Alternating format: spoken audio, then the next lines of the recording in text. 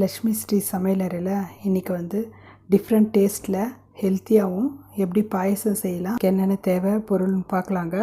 ஒரே மாதிரி நம்ம பாயசம் செய்யாத டிஃப்ரெண்ட்டாக செஞ்சு கொடுத்தோம்னா குழந்தைங்க சாப்பிடுங்க. ஆனால் டிஃப்ரெண்ட் டேஸ்ட்டோட ஹெல்த்தியும் சேர்த்து செய்யலாங்க. வாங்க எப்படி செய்யுதுன்னு பார்க்கலாங்க. கேரட் வந்து நான் 3 எடுத்துருக்கோங்க. நல்லா துருவி நம்ம எடுத்துக்கலாங்க கேரட்டை. பாருங்கள், இன்றைக்கி நம்ம மண் பாத்திரத்தில் தான் செய்ய போகிறோங்க. இப்போ நம்ம நெய் 1 ஸ்பூன் ஊற்றிக்கலாம். அப்புறமா வந்து நம்ம கேஸ் பற்ற வச்சுக்கலாங்க. நெய் பாருங்கள் நல்லா சூடாயிடுச்சு. இப்போ வந்து முந்திரி திராட்சை போட்டுக்கலாம். ஒரு 4 பாதாம் எடுத்து நான் நசுக்கி வச்சுருக்கேங்க துண்டு துண்டாக, அதையும் போட்டுடலாம். இதோட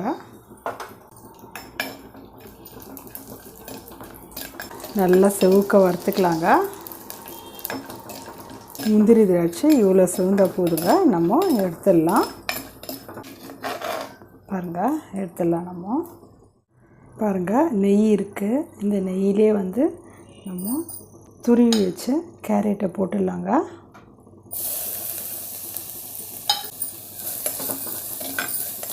நல்லா வந்து இந்த கேரட் வந்து பச்சை வாசனை போகணுங்க. நல்லா வதக்கிடலாம். கேரட் வந்து கலர் கொஞ்சமாக சேஞ்ச் ஆகுங்க. அப்போ வந்து நம்ம மற்ற பொருள் போட்டுக்கலாம்.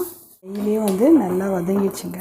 பாருங்கள், கலர் வந்து கேரட்டோட கலர் வந்து சேஞ்ச் ஆகிக்குது. நல்லா வதக்கிடலாம், அந்த பச்சை வாசனை போயிடும்.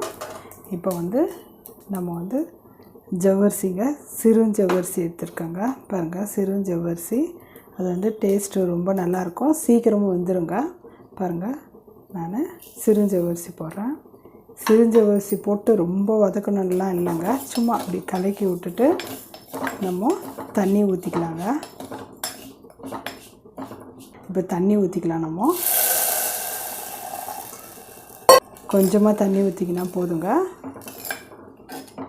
இதிலே வந்து நல்லா வேகட்டுங்க, நல்லா வெந்துடும். நல்லா பாருங்கள், ஜவ்வரிசியும் நம்ம வந்து கேரட்டும் நல்லா வந்து வெந்து வந்துடுச்சுங்க. இப்போ வந்து ஸ்லோவில் வச்சுட்டு பால் ஊற்றிக்கலாங்க. உங்களுக்கு எவ்வளோ பால் வேணுமோ அவ்வளோ பால் ஊற்றிக்கோங்க. பால் ஊற்றிட்டு நிறைய நேரம் கொதிக்க விடக்கூடாதுங்க. பால் ஊற்றிட்டு அடுத்தது நம்ம வந்து சர்க்கரை போட்டுக்கலாங்க. உங்களுக்கு எவ்வளோ தித்திப்பு வேணுமோ அதுக்கு தகுந்த மாதிரி போட்டுக்கோங்க.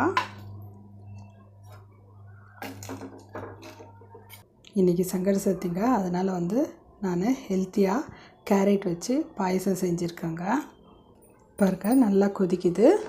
கொஞ்சமாக ஏலக்காய் தூள் போட்டுக்கலாங்க. இப்போது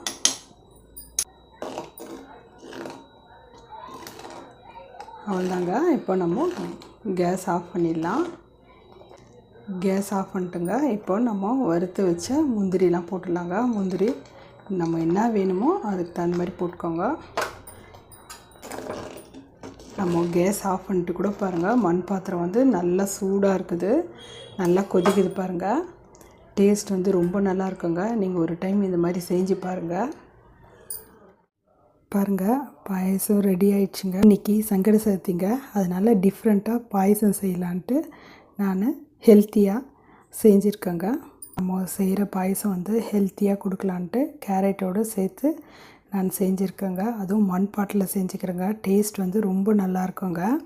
நீங்கள் ஒரு டைம் செஞ்சு பாருங்கள். செஞ்சு பார்த்துட்டு உங்கள் ஃபீட்பேக் எனக்கு சொல்லுங்கள். லைக் பண்ணுங்கள், ஷேர் பண்ணுங்கள், சப்ஸ்கிரைப் பண்ணுங்கள்.